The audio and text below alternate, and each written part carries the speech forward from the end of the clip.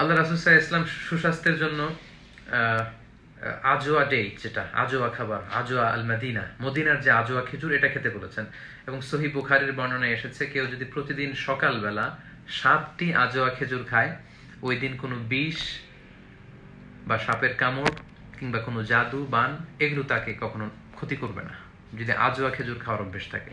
আমরা অতি সম্প্রতি একটা ভিডিও দেখেছি, ইরানের একজন স্কলার, তিনি প্রতিদিন অনেক বছর ধরে আজওয়া খেজুর খাওয়ার অভ্যেস ছিল, এবং তিনি একটি ডিবেটের মাঝখানে তিনি বলেছেন, আমি এত বছর ধরে আজওয়া খেজুর খাই এবং আমার বিশ্বাস আমি বিষ খেলে আমাকে এটা ক্ষতি করতে পারবে না। তখন সে সবার সামনে বিষ পান করেছিল, এবং আল্লাহর মেহেরবানি, আল্লাহর কি কুদরত যে এখনো পর্যন্ত ওই ব্যক্তি সুস্থ আছে। তাই আমরা হেলদি ডায়েট হিসেবে আজওয়া খেজুর খেতে পারি, যেটা যে কোনো ধরনের রোগ বালাই থেকে আমাদেরকে হেফাজত করবে। কোরআনে বর্ণিত আছে মধুর কথা, আমরা মধু খেতে পারি। কালামুল্লাহ মাজিদে শুধু 2টা বিষয়ের ক্ষেত্রে শেফা বলা হয়েছে। কোরআনের ক্ষেত্রে বলা হয়েছে শিফা, আর মধুর ক্ষেত্রে বলা হয়েছে শিফা, আমরা যেন মধু খাই। তারপর ব্ল্যাক সিডস এর কথা বলা হয়েছে, আল হাব্বাতুস সাউদা, কালি জিরা। আল্লাহর হাবিব সাল্লাল্লাহু আলাইহি ওয়াসাল্লাম বলেছেন, আল হাব্বাতুস সাউদা শিফাউন মিন কুল্লি দা ইল্লা সাম।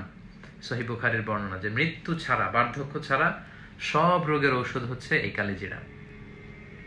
জাইতুন খাওয়ার কথা বলা হয়েছে, অলিভ, জলপাই, 3 ফল ফিগ যেটা ডুমুর, এটা খাওয়ার কথা বলা হয়েছে, দুধ খাওয়ার কথা বলা হয়েছে, মাশরুম, আপনারা চাইলে মাশরুমের স্যুপ খেতে পারেন, এটা খুবই হেলদি। সহিহ বুখারীর বর্ণনায় এসেছে, আল্লাহর হাবিব সাল্লাল্লাহু আলাইহি ওয়াসাল্লাম বলেছেন, আল কামআতু মিনাল মান ওয়া মাউহা শিফাউন লিল আইন। মাশরুম হচ্ছে মান জাতীয় খাবার। বনী ইসরাইলের কাছে মান্না ও সালওয়া নামে যে খাবার আসতো, এই মানের খাবার হচ্ছে মাশরুম, এবং মাশরুমের স্যুপ, এটা চোখের রোগের জন্য খুবই উপকারী। তো এই যে কোরআনে এবং সুন্নায় বর্ণিত যে হেলদি ডায়েট, এটা যদি আমাদের লাইফস্টাইলের সাথে আমরা মিলিয়ে নিতে পারি, যে সকালবেলা একটু মধু খেলাম, রাতে একটু দুধ খেলাম, আমরা একটু কালিজিরা খেলাম, তারপর যা খাবো আমরা দেখে শুনে হালাল, তো এই পবিত্র জিনিসগুলো খাবো, এই হালাল এবং পবিত্র খাবারগুলো কিন্তু আপনার সুস্বাস্থ্য রক্ষায় বা আপনার স্বাস্থ্য সুরক্ষায় অনেক বড় ভূমিকা পালন করতে পারে। আল্লাহু আল্লাহু আল্লাহ।